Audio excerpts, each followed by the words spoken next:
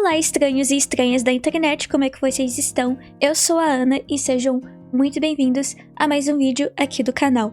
A pedido de muitos, finalmente estou trazendo histórias longas aqui para o canal.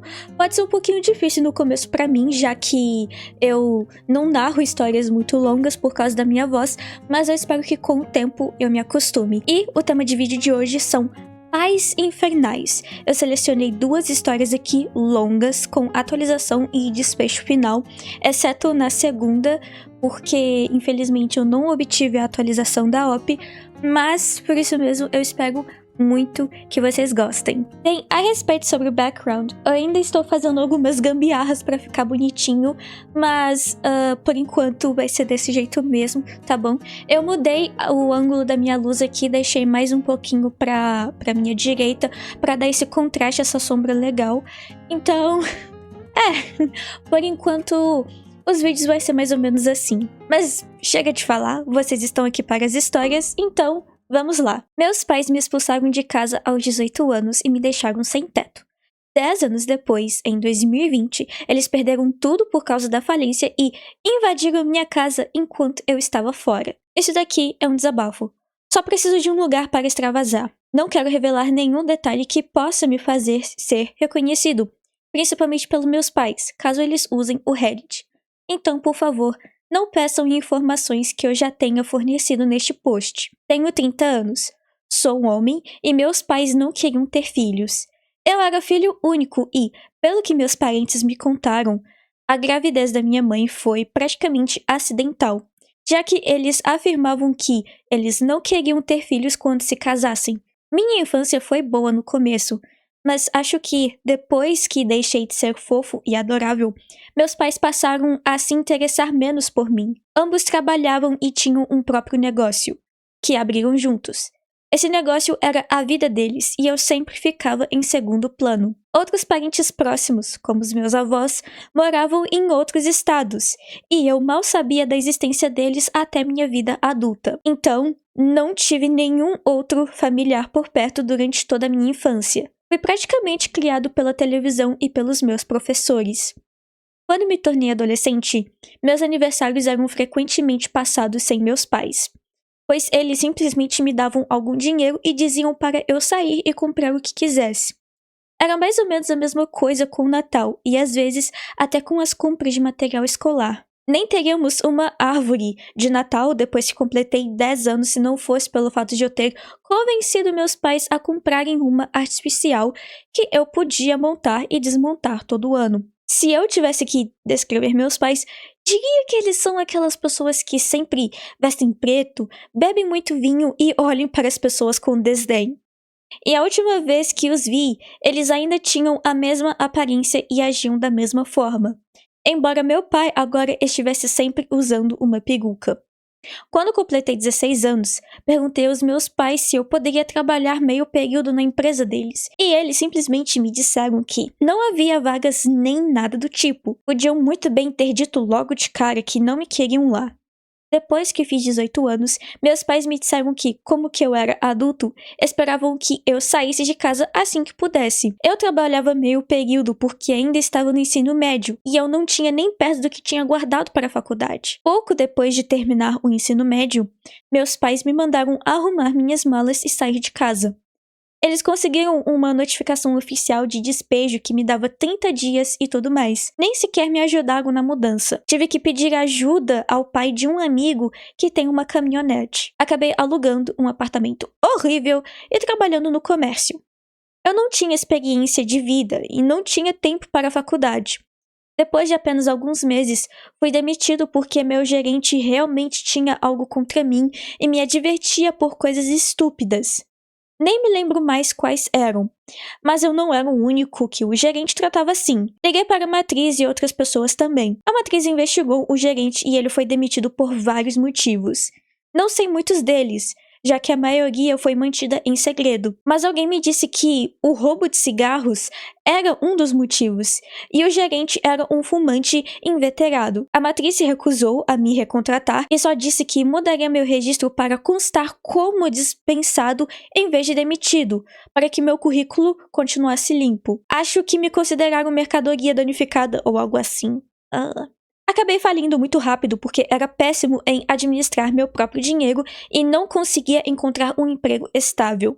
Então, perdi meu apartamento. Voltei para a casa dos meus pais implorando por ajuda, mas eles se recusaram a me acolher, nem mesmo por um curto período para que eu pudesse me reerguer. Acabei morando na rua, numa barraca no quintal de alguém, no inverno. Meus amigos já tinham ido para a faculdade, alguns para outros estados, e eu era um garoto sem dinheiro, aceitando qualquer trabalho para sobreviver. Minha salvação veio quando uma das vizinhas dos meus pais descobriu que eu estava morando em uma barraca e se ofereceu para me acolher por um tempo para que eu não congelasse. Ela me ajudou a convencer meus pais a me disserem como entrar em contato com outros membros da família distante, mas meus pais não queriam que eu fizesse isso. Imagino que por medo de serem julgados por terem expulsado o filho daquele jeito. Mas eles acabaram me dando as informações e me passaram uma lista com os contatos. E depois me disseram para nunca mais incomodá-los. Liguei para os meus avós paternos e eles ficaram muito surpresos e felizes em saber de mim, pois não me viam desde que eu era um bebê. Eu sou o único neto deles. Depois de souberam da minha situação, meus avós me levaram para morar com eles assim que puderam.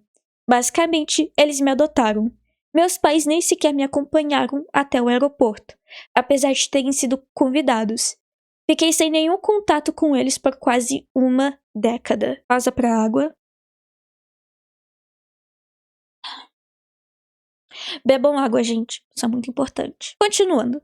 Meus avós disseram que desprezavam meus pais por me tratarem tão mal e os deserdaram legalmente, excluindo-os de seus testamentos. Meus pais, pelo que me contaram, não ficaram nada felizes com a notícia, mas também disseram que não se importava, pois tinham uma situação financeira muito boa e não precisavam de nada dos meus avós.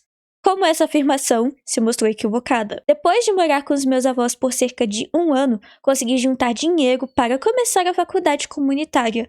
Concluí um curso técnico, consegui um emprego decente graças à recomendação do meu avô e, eventualmente, meus avós se ofereceram para me vender a casa deles para que pudessem se aposentar no Arizona. Minha avó queria morar em um clima mais quente, pois o inverno rigoroso estava prejudicando cada vez mais a saúde dela. Fiquei triste em vê-los partir, mas comprei a casa com alegria.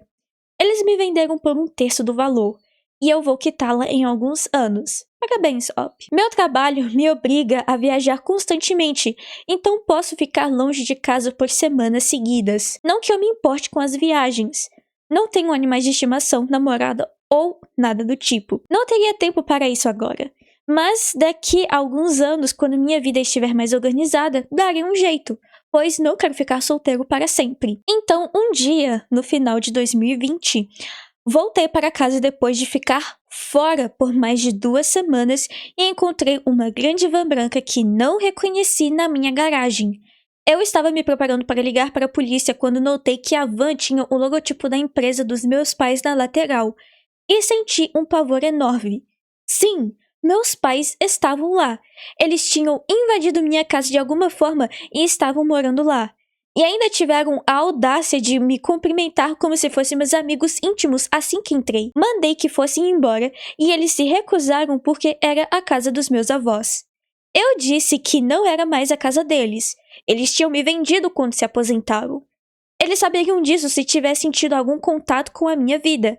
Mas eles me jogaram aos leões 10 anos antes, sem nenhuma experiência de vida. Discutimos e eles se recusaram a sair. Meu pai me disse que a casa pertencia primeiro aos pais dele, e isso significava que ele e minha mãe tinham o direito de morar lá se quisessem. Entrei direto para o meu quarto, tranquei a porta e liguei para a polícia. Quando os policiais chegaram, não ajudaram em nada. Meus pais alegaram que já moravam lá tempo suficiente para terem residência, o que era uma completa mentira. Mas eu não tinha câmeras de segurança para provar que eles não estavam lá há 1 mês.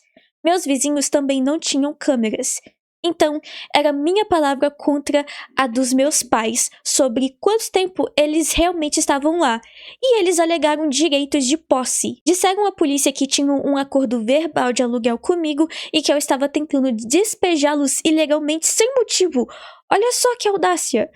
Minha mãe até chorou ao dizer isso. A polícia me disse que era uma disputa familiar e que eu deveria entrar com uma ação de despejo no tribunal para tirá-lo de lá. E isso era em 2020. Conseguir ir ao tribunal para qualquer coisa demorava mais por causa da pandemia.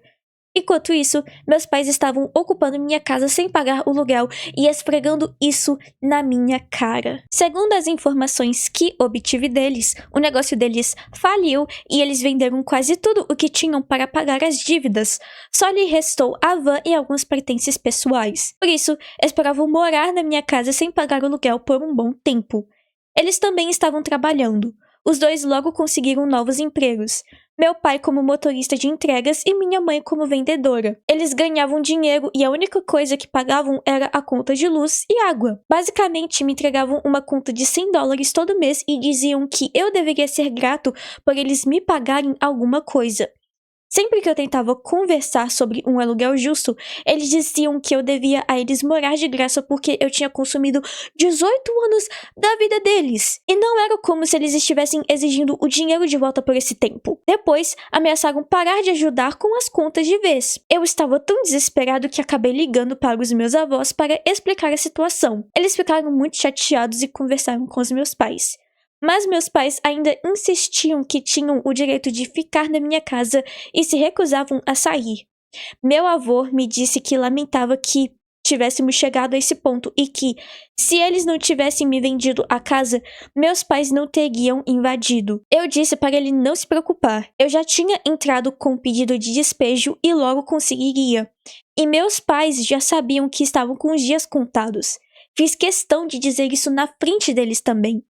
E eles responderam com silêncio. Meu pai passava a maior parte do tempo fora dirigindo um caminhão de entrega 6 dias por semana, um trabalho que ele realmente não gostava.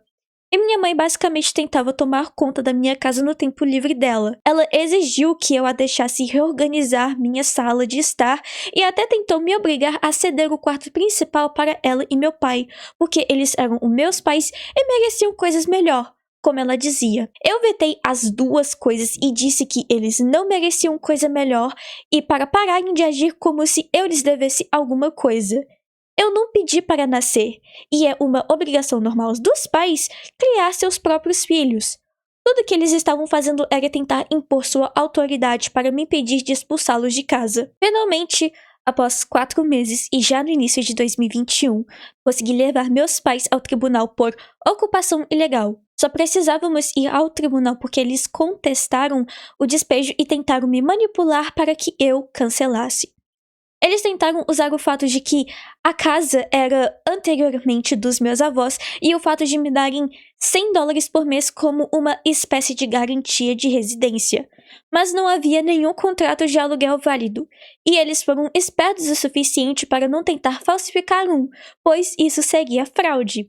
Então, o juiz determinou que eles deveriam sair, no máximo, 30 dias. Pois não tem nenhum direito sobre a minha casa. Depois da audiência, eles me confrontaram e disseram que estavam decepcionados comigo por ter expulsado os próprios pais.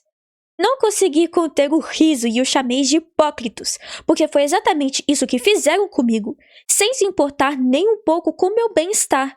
Eles não me amavam, então eu não os amo. Eu não lhes devia nada. Eles só tentaram agir como se tudo fosse o que era meu, fosse deles. Mas eles não tinham o direito de se chamarem meus pais, porque nunca agiram como tal. Os chamei de narcisistas, snobs e mentirosos na cara deles e disse para colocarem a vida em ordem, porque eles já sabem que não hesitarei em chamar a polícia se não saíssem da minha casa quando os 30 dias terminarem. Meu pai parecia furioso, mas minha mãe o impediu de dizer ou fazer qualquer coisa, segurando seu ombro e balançando a cabeça. Ele me olhou com desdém e foi embora. Eles foram embora, mas não sem muita atenção. Eles finalmente foram embora, mas sem muita atenção. Durante todo esse tempo, eles tentaram me fazer sentir culpado para que eu me mudasse de ideia e me ignorando completamente. Coloquei o calendário na sala de estar e marquei cada dia antes de eles irem embora com uma caneta vermelha. E o dia exato em que eles iriam embora estava marcado com um grande círculo vermelho. Ainda me lembro que aquele último dia foi 2 de março. Meus pais esperavam até o dia exato em que tinham que deixar minha casa para sempre antes de finalmente irem embora. Mesmo depois de terem retirado todos os seus pertences e estarem dormindo no chão do quarto dos hóspedes por alguns dias, eles continuaram morando lá. E como estavam convencidos de que poderiam me obrigar a deixá-los ficar, não se deram ao trabalho de procurar um apartamento até que a ordem de despejo fosse emitida pelo tribunal. E minha mãe passou semanas se desdobrando para encontrar um apartamento. Eles tiveram que alugar um estúdio minúsculo e horrível na cidade vizinha, porque era a única coisa que conseguiram encontrar com tão pouco tempo de antecedência. Muito parecido com o que eu tive que fazer quando eu tinha 18 anos. Que ironia! Levei minha mãe para ver o apartamento uma vez, e ele era horrível.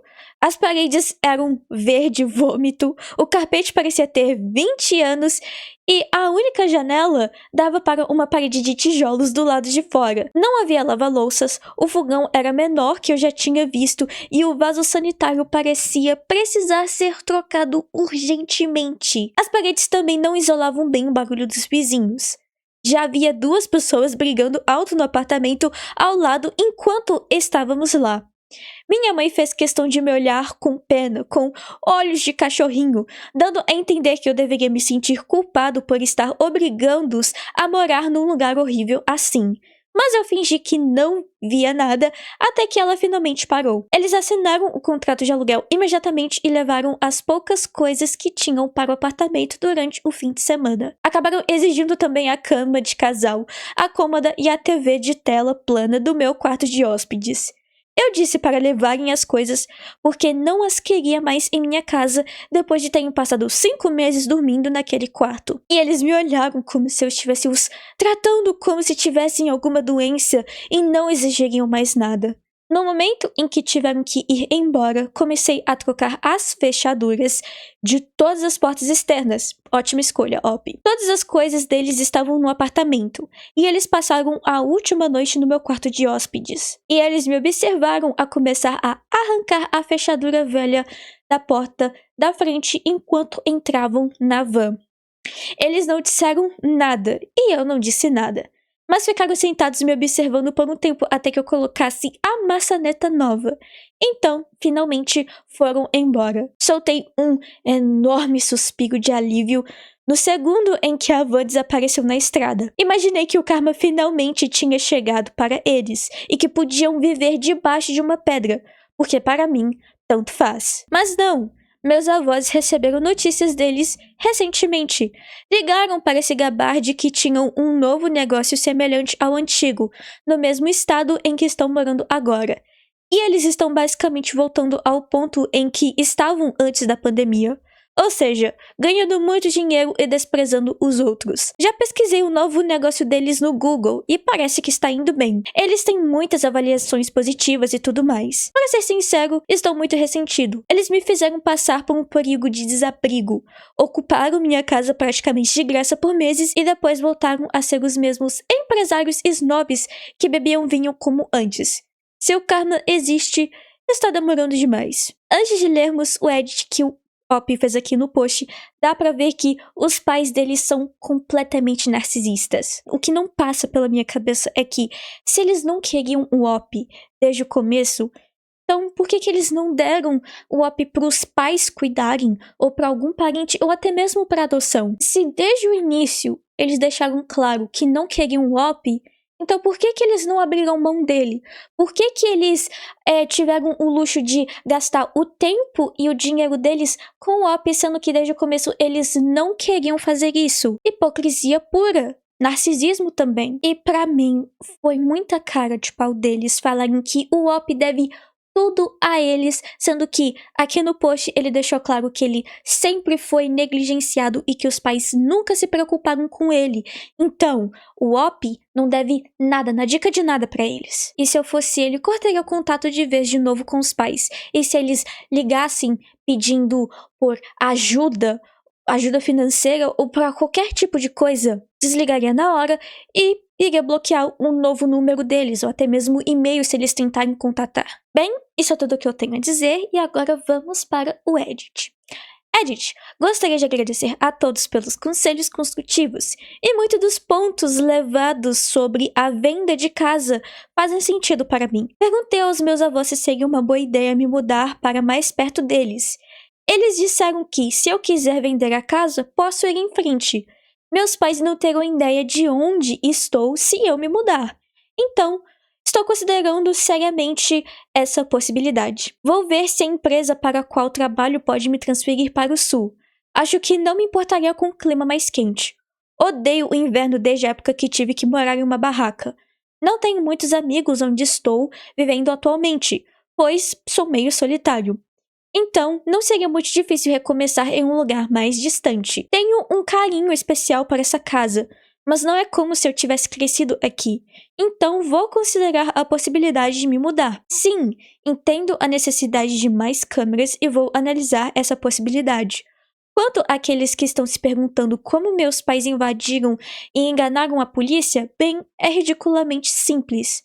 Meus pais entraram por uma janela que eu esqueci de trancar. Eles simplesmente arrancaram a tela e abriram a janela para entrar. Depois, encontraram minhas chaves reservas que eu deixava penduradas em um gancho perto da cozinha e fizeram cópias. Ao alegarem direito de posse ilegal e disseram que tínhamos um acordo verbal prévio. Meus pais apresentaram chaves da casa que funcionavam aos policiais e mentiram descaradamente, dizendo que eu os deixaria morar lá. Meus pais já haviam solicitado a mudança de endereço do Detran online antes mesmo de eu chegar em casa e mostraram à polícia uma cópia impressa do pedido. Disseram que seus novos endereços de identidade com meu endereço chegariam em breve pelo correio. Os policiais apenas pareciam irritados. Disseram que era uma questão doméstica e que eu deveria entrar com um pedido de despejo como uma pessoa normal. Gostaria de ter anotado o número da placa deles para denunciá-los. Pequeno adendo. Sim, meus pais tinham suas correspondências direcionadas para minha casa. Isso foi mais uma coisa que eles usaram para alegar residência. A questão é que, se eles tivessem morado na minha casa por mais de 30 dias com permissão, os direitos de posse os tornariam inquilinos. Eles alegaram que tinham minha permissão e usaram todos os truques sujos à disposição para convencer a polícia de que tinham o direito de estar lá. Não havia como eles confirmarem ou negarem por quanto tempo meus pais estavam morando na casa. E a situação se transformou em um jogo de empurra e empurra, com todos apostando o dedo um para o outro, e a polícia não sabia em quem acreditar. Foi por isso que precisei entrar com um processo de despejo. Eu me recusei a dar a senha do Wi-Fi para os meus pais enquanto eles moravam comigo, já que eles não contribuíam com essa conta. No entanto, eles simplesmente usavam seus smartphones para criar um ponto de acesso móvel e conseguiram internet dessa forma durante todo o tempo em que estiveram morando ilegalmente na minha casa. Para aqueles que estão dizendo que eu deveria deixar avaliações ruins ou expor o passado dos meus pais, não faz sentido. Vou seguir o caminho da elegância e simplesmente esquecê-los. No entanto, se eles cometerem fraude para abrir esse novo comércio, aí sim, vou preparar a pipoca quando a justiça for feita, porque inevitavelmente eles vão precisar da ajuda de alguém. Edit 2. Para aqueles que não acreditam na regra dos 30 dias para ocupantes ilegais, aqui está uma lei dos Estados Unidos sobre o assunto. Na maioria, qualquer pessoa que more em sua propriedade por mais de 30 dias com permissão pode reivindicar direitos, pois, perante a lei, torna-se seu inquilino. Quando isso acontece, geralmente é necessário iniciar um processo de despejo. No entanto, mesmo que a permissão não tenha sido concebida e uma propriedade desocupada seja invadida à força e ocupada, ainda existem regras a serem seguidas. Meus pais falsificaram a autorização e mentiram sobre quanto tempo estavam morando na minha casa. Por isso demorei 5 meses para me livrar deles. Agora, vocês já sabem. Antes de irmos para a atualização, um pequeno comentário. Essa lei dos Estados Unidos a respeito sobre os 30 dias, tanto pode ser bom, quanto também pode ser ruim em certos casos. E quando é ruim nesses casos, dá pra perceber aqui. Agora, indo para a atualização final, pois eu fui no perfil do OP e infelizmente não temos mais, e esta é a única atualização. 5 dias depois. Bem, decidi fazer algumas pesquisas e passei alguns dias perguntando à família como meus pais conseguiram iniciar um novo negócio. É bastante incomum que eles tenham conseguido se recuperar da falência e começar um novo negócio em menos de 2 anos. Não, não é marketing multinível, para aqueles que pensaram nisso. Nem mesmo meus pais recorreram a essa bobagem. Eles certamente consideram o marketing multinível algo inferior a eles. Narcisistas. O novo negócio dos meus pais também é comparativamente menor do que o anterior. Eu diria que tem metade do tamanho. Antes, eles tinham pelo menos 2 funcionários. Agora são só os 2. Alguém me alertou para ficar de olho no meu crédito por causa de possíveis roubos de identidade. Eu já fazia isso desde que meus pais começaram a morar ilegalmente na minha casa. Não duvido de nada vindo deles. E eles sabiam disso. Sinceramente, não tenho certeza se eles se deram ao trabalho de lembrar minhas informações legais na última década. Aliás, não tenho certeza se eles se deram ao trabalho de lembrar até como se escreve meu primeiro nome.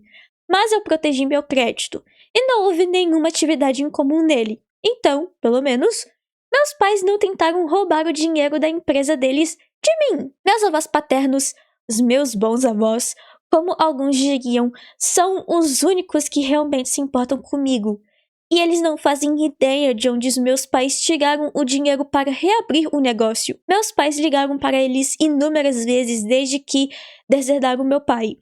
E eles se recusam a atender desde que ligaram para se gabar de novo do seu sucesso há algum tempo. É evidente que meus pais não receberam nenhuma ajuda da família paterna. E quanto à família materna, bem, eu ainda tinha aquela lista de contatos que meus pais deram guardada, e nessa lista estava o número de telefone fixo da minha avó materna. Eu tentei ligar para ela quando eu estava nas ruas. Ela não deu a mínima.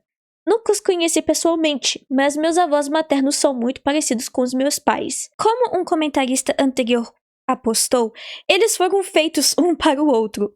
Consegui entrar em contato com a minha avó materna novamente.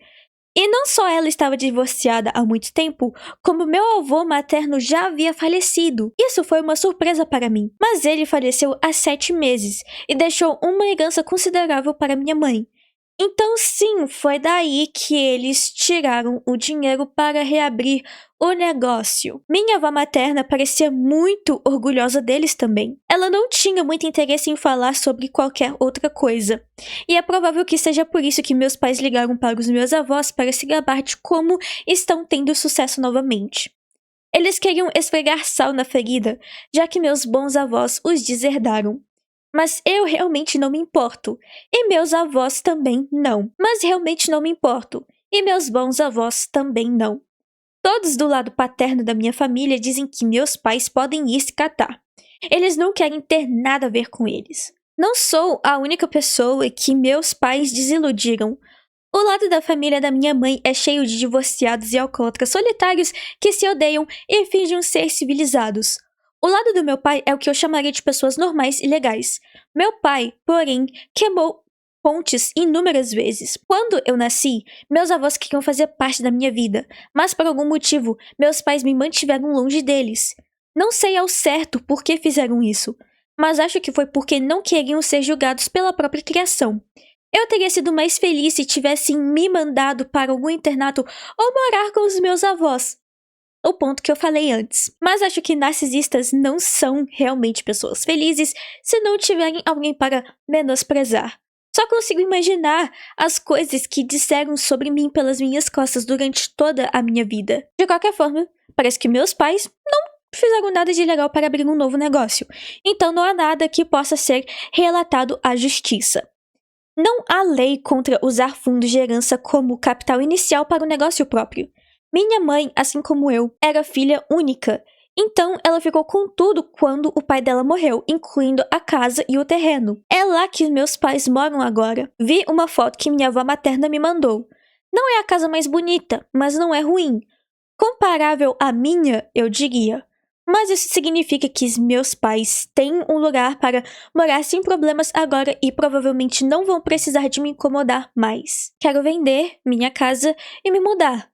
mas descobri que a empresa para a qual eu trabalho não tem filial no Arizona. Então, ou eu peço demissão e procuro um novo emprego no Arizona depois de vender minha casa, ou fico onde estou e espero que meus pais me deixem em paz. Estou procurando emprego, porque realmente não quero que meus pais me encontrem novamente. Não vou me mudar se for viável, mas eu prefiro fazer isso. Seria inútil me preocupar em instalar mais câmeras na casa se eu quiser vendê-la o mais rápido possível. Mas se eu acabar preso aqui por não conseguir encontrar outro emprego no Arizona nos próximos meses, então posso muito bem instalar câmeras dentro e fora de casa. Recebi muitos bons conselhos sobre os tipos de câmeras a comprar e onde instalá-las. Duvido que a mesma situação se repita, mas eu simplesmente não quero que meus pais me procurem novamente por nenhum motivo. Se eles precisarem de ajuda quando estiverem velhos, não vou me importar. Eles receberão o que me deram. Nada. Eles estarão mortos para mim para o resto da minha vida. E o resto da família do meu pai diz o mesmo. Se algum dia me tornar pai ou padrasto, vou garantir que nunca me torne como os meus pais. Nenhuma criança merece isso. Bem, pessoal, essa foi a atualização e o desfecho final da história. Fico muito contente ao ver que o Whoopi de fato cortou os pais definitivamente da vida deles e que ele está disposto a jamais se tornar igual a eles, caso ele tenha um filho ou se torne padrasto de alguma criança, porque, de fato, nenhuma criança merece esse tipo de vida, esse inferno nelas. Bem, isso é tudo que eu tenho a dizer, essas são as minhas opiniões e comentários finais, e eu gostaria que vocês me falassem o que vocês acharam dessa história e o desfecho final aqui nos comentários, que eu estarei lendo tudo mais tarde. Recuperando um pouco o fôlego, porque essa é a primeira vez que eu leio um relato grande desse jeito. Água.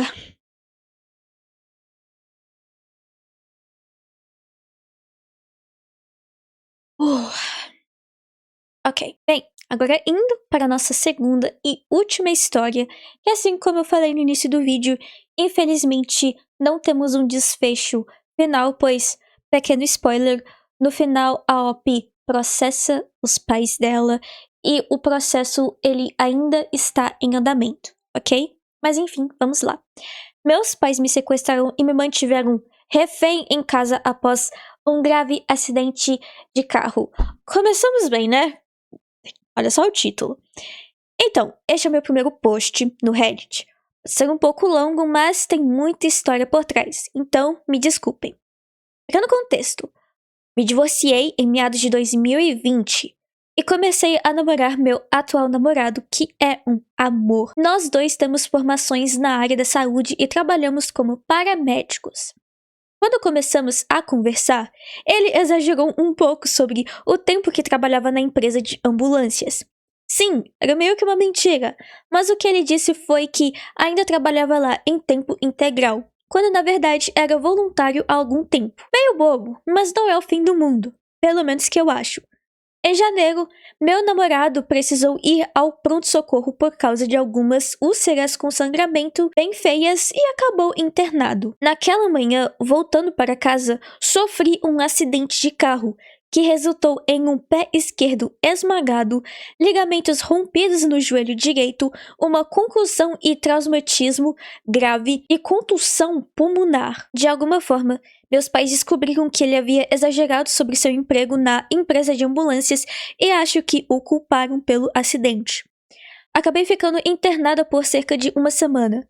Passei por 2 cirurgias no pé e finalmente recebi alta. Não me lembro de muita coisa desse período por causa da contusão, mas me lembro de alguns fragmentos. Lembro-me do meu namorado vindo me visitar, me ajudando a tomar banho, a levantar para ir ao banheiro, o que é incrivelmente difícil com as 2 pernas paralisadas, e assim por diante. Ele queria ter certeza de que eu estava confortável e tudo mais. Minha mãe vinha me visitar algumas vezes durante esse período e começou a me dizer que meu namorado estava mentindo para mim, sobre um monte de coisas aleatórias e bobas. E começou a plantar essas mentiras na minha cabeça quando percebeu que eu estava fragilizada emocionalmente. Meu namorado e os 2 filhos dele estavam morando comigo e com minha filha até então. Inicialmente, eu queria voltar para casa para ficar com todos eles para o meu processo de recuperação, que ainda está em andamento quase 5 meses depois. Meus pais invadiram meu apartamento e expulsaram ele e as 2 filhas, dizendo ao condomínio que eu queria que eles saíssem e que eu havia pedido especificamente para que resolvessem a situação. Eu não fiz nada disso. Como estávamos no processo de adicionar meu namorado e as meninas ao meu contrato de aluguel, isso quase resultou em um despejo, e eu tive que ir para a casa dos meus pais para fazer reabilitação. Uma história completamente diferente, mas foi um inferno. Meus pais me fizeram bloquear meu namorado, e eu só consegui vê-lo novamente quase 3 semanas depois de ter recebido alta do hospital. Nesse momento, pude conversar com ele e esclarecer todas as mentiras que meus pais disseram que ele havia me contado. Percebi que eles estavam mentindo para mim. Meus pais estão ajudando a futura ex-esposa do meu namorado. Eles estão em processo de divórcio há mais de 1 ano, conseguindo ordens de proteção falsas contra ele e tentando tirar a guarda dos filhos dele. No começo, eu estava indecisa sobre de que lado ficar, mas meus pais começaram a aparecer no meu apartamento, a nos perseguir, a mim e ao meu namorado, e fazer ameaças de morte contra ele, e, no geral, a situação chegou a um ponto em que não me sinto segura na minha própria casa, porque não sei quando eles vão aparecer e exigir que eu entregue minha filha, ameaçando ir até o meu ex-marido para tentar tirar a guarda dela e tudo mais. Desde então, cortei completamente o contato com eles, bloqueando os números no meu celular e garantindo que não tenho contato com minha filha. Mas ainda me sinto péssima por ter o contato completamente. Estou fazendo a coisa certa? Alguém, por favor, me diga que estou fazendo a coisa certa ou que estou sendo completa idiota de qualquer jeito. Desculpem pelo longo texto. Tentei dar o máximo de contexto possível, mas nunca fiz isso antes. Resumindo, meus pais enlouqueceram de vez e eu os excluí da minha vida. Estou fazendo a coisa certa? Uau, que relato, né, gente? Mas, dando meu comentário, sim, Op, você fez a coisa certa ao cortar os seus pais completamente de vez na sua vida.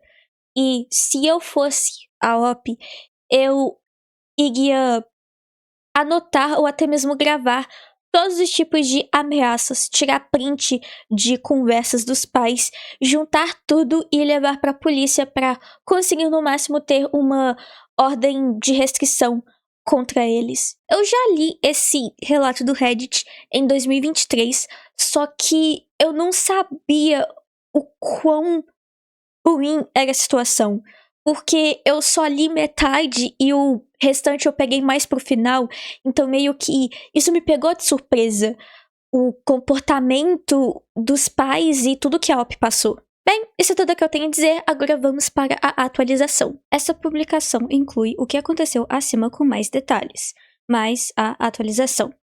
Eu, 32F, sofri um grave acidente de carro em janeiro de 2021. Ironicamente, eu estava levando meu namorado de 36M ao pronto-socorro porque ele estava com úlceras hemorrágicas e acabou sendo internado naquela mesma noite.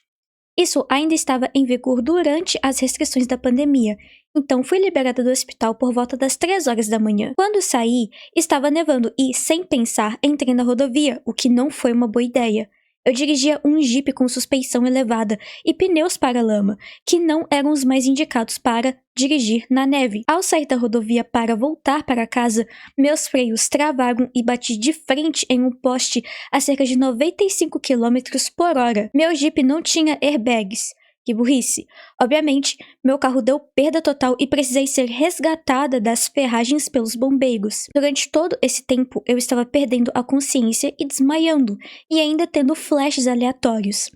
Não me lembro de tudo daquela noite ou dos meses seguintes ao acidente. Fui encaminhada para o centro de trauma mais próximo, que era o mesmo hospital onde eu tinha acabado de sair, e as enfermeiras se sentiram muito mal por terem me mandado embora, porque se elas não tivessem feito isso, meu acidente não teria acontecido. Acabei com traumatismo, TCE, de moderado e grave, fratura abaixo do olho esquerdo, microfraturas no crânio do lado esquerdo, hematomas atrás das orelhas e olhos roxos.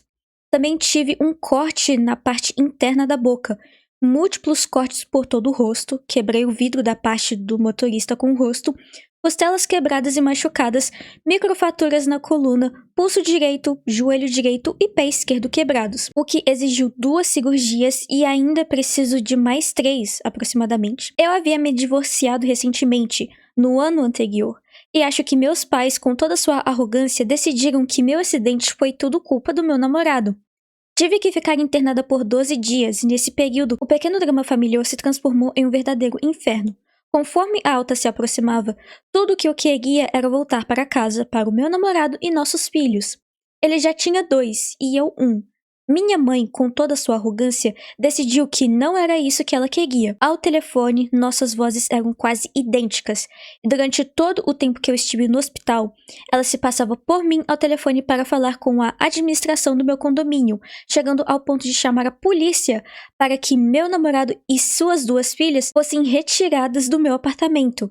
Eles ainda não constavam no meu contrato de aluguel. Minha assistente médica também falsificou minha assinatura em documentos no hospital e inventou uma história sobre o meu namorado me agredindo, conseguindo que ele fosse proibido de me visitar no hospital. Novamente, ela falsificou minha assinatura e escreveu uma carta afirmando que eu não queria vê-lo. Durante todo esse tempo, eu ainda sofria com os efeitos do meu traumatismo e estava delirando devido à combinação de analgésicos e a névoa mental causada pela lesão na cabeça. A assistente médica chegou a trocar as fechaduras do meu apartamento sem o meu consentimento. Quando eu finalmente recebi a alta do hospital, eu estava em uma cadeira de rodas por causa do meu pé quebrado, que havia acabado de passar por uma cirurgia para colocar 2 placas e 10 parafusos para mantê-lo no lugar, e com uma tela do tornozelo ao quadril na outra perna por causa da fratura no joelho. Pedi para voltar para o meu apartamento, mas, mais uma vez, a minha mãe usou de artifícios dizendo que eu não podia ir para casa porque morava no 2º andar e não conseguia cuidar de mim mesma.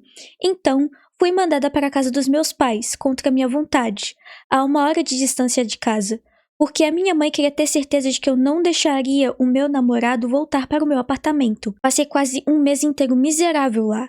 A equipe médica se recusou a me levar para casa, mesmo depois de eu ter conseguido muletas e estar conseguindo suportar algum peso. Inicialmente, eles se recusaram até ir buscar as muletas na cidade, porque não queriam que eu tivesse mais mobilidade. Eventualmente, chegou um ponto de eu ter que pedir a um amigo para me buscar na casa dos meus pais para que eu pudesse ir para casa, porque eles continuavam se recusando a me deixar ir. À medida que fui recuperando a clareza mental e parei de tomar os analgésicos fortes, consegui começar a corrigir as situações que a minha mãe havia bagunçado na minha vida, mas ainda estou tentando me recuperar em algumas áreas. Só descobri muito tempo depois, quando as contas médicas começaram a chegar, que a minha mãe tinha ligado para a seguradora do meu namorado, se passando por mim e me removido do plano de saúde dele. Levei meses ligando, insistindo e me esforçando para resolver a situação e fazer com que a seguradora pagasse o que devia. Quase fui à falência. Ao mesmo tempo, minha mãe me inscreveu em um plano de saúde estadual com cobertura mínima, do qual eu nem sabia que estava inscrita até receber uma conta de valores atrasados. Nem preciso dizer que, depois de descobrir o quanto eles tentaram me controlar e quanto arruinaram minha vida, acabei cortando completamente contato com a minha mãe e meu pai. Consegui ordens de proteção depois que eles tentaram invadir minha casa, me perseguiram e mandaram familiares e amigos para me assediar. Todo esse incidente foi a gota d'água. Houve muita retaliação da parte deles, o que fez minha vida virar de cabeça para baixo desde então, mas estou firme na minha posição e não vou recuar. Atualização. Uau! Estou um pouco impressionada com a rapidez com que este post viralizou ontem. Definitivamente não esperava por isso. Tentei responder ao máximo de comentários e mensagens possíveis, mas achei que seria uma maneira mais fácil de responder as perguntas que foram feitas. Antes de mais nada, entendo perfeitamente quem está cético em relação ao meu post. Ele é um tanto peculiar e provavelmente não sou a pessoa mais indicativa para descrever algumas das situações. Mas agradeço imensamente todos os ótimos conselhos que recebi e estou analisando algumas das outras opções mencionadas nos comentários, além do que já estou fazendo. Acho que a parte mais fácil para me esclarecer são as questões sobre o seguro e a minha mãe que me tirou do seguro que eu tinha com meu namorado e me colocou em seguro estadual sem o meu consentimento ou dele. Como adulta, posso ligar e cancelar minha cobertura a qualquer momento, com ou sem o conhecimento do titular da apólice. Não precisa haver uma grande mudança de vida para ser retirado de uma apólice. Geralmente basta contratar um novo seguro ou adicionar alguém ao plano. Tudo o que minha mãe precisava era das informações do seguro e acesso às minhas informações, bem como as dele, o que ela conseguiu. Ela já tinha todas as minhas informações pessoais, incluindo meu número de seguro social e as informações do meu seguro, que, por sinal, significa CPF, tá? Foi assim que ela me inscreveu no seguro estadual também. Como alguns de vocês especularam, tenho certeza de que isso teve algo a ver com o controle financeiro que ela poderia exercer sobre mim, bem como com a tentativa de tirar meu namorado da minha vida. Mas, honestamente, provavelmente nunca terei as respostas reais para isso. O motivo de eu não ter recebido as contas do hospital imediatamente é bem simples. Primeiro, meu seguro de carro cobria despesas médicas até um determinado valor. Inicialmente, durante o processo de cobrança, o hospital, os ortopedistas e etc. tiveram que enviar as contas primeiro para o meu seguro de carro e depois para o meu plano de saúde. Não sei exatamente como isso funciona. Nem eu, porque eu tô até confusa aqui. Mas sei que foi uma confusão e precisei explicar várias vezes para todos os médicos o que já havia sido pago, quem recebeu quanto de dinheiro e qual era o próximo plano de saúde a ser cobrado. Além disso, levou semanas para que eles e eu percebêssemos que, enquanto eu estava no hospital, o meu plano de saúde havia sido cancelado no meio da internação. Então, as contas foram enviadas para o plano de saúde do meu namorado, o que gerou muita confusão entre o hospital, as seguradoras e eu, tentando entender quando o plano foi cancelado, o que estava coberto e o que exatamente havia acontecido. Isso leva tempo, não acontece da noite para o dia. Minha médica de emergência acabou me explicando o que tinha feito com o meu plano de saúde e como o alterou, mas a essa altura já era tarde demais e eu estava me desdobrando para tentar resolver a situação e obter o máximo de reembolso possível das minhas despesas hospitalares. Mesmo assim, ainda devo quase $50.000 em contas médicas. Para quem tinha dúvidas sobre como eu entrei no plano de saúde dele quando ele começou a trabalhar, ele tinha o plano que nos qualificava como parceiros domésticos, devido ao tempo que morávamos juntos e a duração do nosso relacionamento. Para todos que estão se perguntando se fomos à polícia, se vamos prestar queixa ou algo do tipo, é uma longa história, mas sim, estamos fazendo isso. Tenho um bom advogado, que representa a mim e ao meu namorado. Levei um tempo, depois que cheguei em casa, para conseguir cortar contato de vez com a minha mãe. Quando finalmente cheguei em casa, tentei retomar o contato com meu namorado e começamos o longo processo de tentar superar o que aconteceu, já que minha mãe basicamente expulsou ele e suas 2 filhas do meu apartamento no meio do inverno, sem ter para onde ir. As crianças acabaram ficando com os amigos por um tempo e ele ficou no carro, alugando um quarto de hotel quando possível. Eu não tinha plena consciência do que estava acontecendo na época, pois a minha mãe tinha o meu celular e acesso ao meu telefone. E enquanto eu estava na casa dela, ela ficava de olho em tudo para garantir que eu não entrasse em contato com ele. Se eu tentasse, era repreendida, gritava comigo e, em certo momento, fiquei sem acesso ao meu celular, o que era muito confuso porque eu estava sob efeito de remédios muito fortes, além da confusão mental causada pelo traumatismo. Depois que voltei para o meu apartamento e comecei a ter mais contato com meu namorado, a situação com minha mãe piorou. Ela passou a ficar no meu apartamento mesmo depois de eu dizer que estava bem. Aparecia do nada e, por fim, ficou tão furiosa por eu me recusar a cortar contato com meu namorado que o ameaçou de morte. Foi aí que tomei coragem e decidi que a situação não ia melhorar. Nesse momento, entrei com um pedido de medida protetiva, assim como meu namorado, que copiou os documentos. Quando os primeiros pedidos de medida protetiva foram arquivados porque não tínhamos provas o suficiente, ela já tinha contratado um advogado, mas nós não, porque não tínhamos dinheiro para pagar os honorários iniciais, e isso foi antes de eu ter a ideia de instalar câmeras e um gravador de chamadas no meu celular. Minha mãe foi à promotoria e disse que queria prestar queixa por perjúria contra o meu namorado. Foi aí que começou nossa amizade com o promotor, e foi muito difícil conseguirmos alguma coisa, porque minha mãe estava se aproximando da polícia local e do promotor. Sim, ela acabou processando o meu namorado e não a mim, E sim, isso é uma perseguição seletiva. E sim, isso é muito ilegal. Uau. Que tipo de mãe é essa, pelo amor de Deus? Nessa mesma época, meus pais estão aposentados e aparentemente não têm nada de melhor para fazer. Eles estavam em contato com a ex-esposa do meu namorado. E ao mesmo tempo em que estávamos sendo pressionados no caso do perjúrio, eles também ajudaram a ex-esposa do meu namorado a iniciar uma batalha pela guarda das filhas dele. Eles já estavam separados há algum tempo, mas o divórcio estava parado no tribunal há vários anos. Eles também entraram com uma ação no juizado de pequenas causas para cobrar os honorários de advogados e custas judiciais depois que nossa primeira ordem de restrição foi revogada. Meu ex-marido ainda permitia que minha filha visitasse meus pais, o que eu constatei e que provavelmente motivou o processo de direitos de visitação dos avós que eles entraram na mesma época. Então, temos lutado uma coisa de cada vez e reunido todas as provas possíveis. Todos os documentos do hospital, especialmente os falsificados, tiveram que ser solicitados diretamente ao hospital. As ligações para a seguradora também precisaram ser solicitadas e nosso advogado as obteve, pois, infelizmente, eles não iriam nos fornecer esses documentos facilmente. Nesse momento, já analisamos quase todos os documentos judiciais que meu ex-marido nos apresentou e estamos terminando de reunir as provas para que podermos contra-atacar. Na época, nosso advogado nos disse para termos paciência e reunirmos o máximo de informação possível, pois, quando chegássemos à fase mais crítica, poderíamos apresentar tudo o que tínhamos. Mas precisávamos e queremos ter provas suficientes para condená-los veementemente. A partir daqui, entraremos com ações judiciais conjuntas, tanto minhas e do meu namorado, quanto separadamente. Além disso, apresentaremos as provas que temos referentes ao roubo de identidade. É um processo muito longo e exige muito tempo, esforço e dinheiro para que as coisas comecem a andar. Para aqueles que estão se perguntando se eu e o meu namorado reatamos e como está indo, sim, nós reatamos.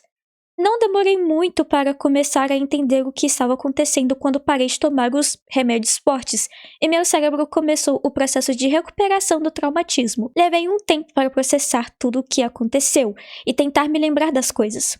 Nós reatamos, encontramos um novo lugar e voltamos a morar junto com as duas filhas dele e a minha filha. Passamos por momentos difíceis e, claro, ambos estamos um pouco traumatizados por todo o processo, mas estamos fazendo terapia e nos recuperando bem. Espero que isso ajude a esclarecer e complementar as perguntas que todos têm feito nos comentários. Bem, essa é a nossa única atualização do post, mas eu espero que os processos ocorram bem e que a OP tenha a justiça que ela merece. Porque eu vou falar uma coisa, pra quem tem inimigo quando você tem pais como esse? Como uma mãe dessa? No caso. E bem, como que eu não tenho muitas opiniões para falar a respeito sobre a atualização, então praticamente é isso. A respeito sobre o ódio que a mãe da OP, mais especificamente ela do que o pai, sente pelo namorado dela, da filha, tem a ver com um acidente sim, mas eu acho que é algo muito mais complexo, no qual eu não tô conseguindo processar e pensar bastante. Então, por isso mesmo, a minha opinião vai ficar em aberto a respeito sobre esse post, e vamos esperar para ver se vai ter um veredito final ou não. Eu vou ver se a OP vai tentar atualizar futuramente, mas como que esse tipo de processo leva muito tempo, até mesmo anos, porque ela não só vai estar processando os pais dela por muita coisa ilegal que eles fizeram com a OP, mas também ela vai estar processando o hospital e até mesmo a médica particular dela. Então é provável que somente daqui a 5 ou 7 anos a OP atualize, caso ela queira dar desfecho final ou não. Mas enfim, pessoal, esses foram os meus comentários e minhas opiniões finais a respeito sobre a história. E vocês, o que vocês acharam desse absurdo? Comentem aqui embaixo que eu estarei lendo mais tarde. Mas enfim, pessoal, esse foi o vídeo. E esse vídeo é longo, né? Mas eu gostei de gravar e eu espero que eu traga mais vídeos longos como este pro canal, porque vocês gostam de vídeos longos com variações de histórias ou até mesmo histórias longas para vocês escutarem enquanto vocês fazem as coisas, então eu pretendo trazer mais para o canal. Pode ser um pouquinho demorado porque eu ainda vou me acostumar, mas eu espero que futuramente os vídeos do canal sejam de 35 minutos até quase 1 hora, ou dependendo, 2 horas. Mas isso vai depender muito porque depois de alguns meses minha vida vai ficar muito agitada e eu vou falar pra vocês em breve o porquê. Mas eu vou deixar pra surpresa. Mas enfim, pessoal, esse foi o vídeo. Muito obrigada por terem assistido até o final. Eu li os comentários que vocês deixavam nos vídeos novos e eu fico muito agradecida, porque eu sou muito insegura de mim mesma, sem contar que eu sou muito tímida, mas vendo os comentários de vocês me dão muitas forças pra continuar postando vídeos aqui no canal. Eu gostaria de pedir sinceras desculpas pelo atraso dos vídeos, por esses 2 meses que eu fiquei afastada, mas é porque eu precisava de ver outras estratégias e pesquisar saídas alternativas, porque, bem, eu gosto de ler histórias e postar nas redes sociais pra não só entreter vocês, mas também pra entreter a mim mesma, porque eu sou uma pessoa muito curiosa, né? Então, eu gosto de ver o que tá acontecendo e, se puder, eu vou dando os meus conselhos que não são os melhores e que, se vocês quiserem, não podem levar isso a sério, mas se eu estou disposta a ajudar, eu quero tentar ajudar, sabe? Mas, enfim, esse foi o vídeo. Muito obrigada por terem assistido até o final. Mais uma vez, deixem suas opiniões, comentários, críticas construtivas sempre serão bem-vindas. Comentem quais temas futuros vocês querem que eu traga aqui para o canal também. E entre outras coisas. Um beijo, um abraço a todos e até o próximo vídeo. Tchau, tchau!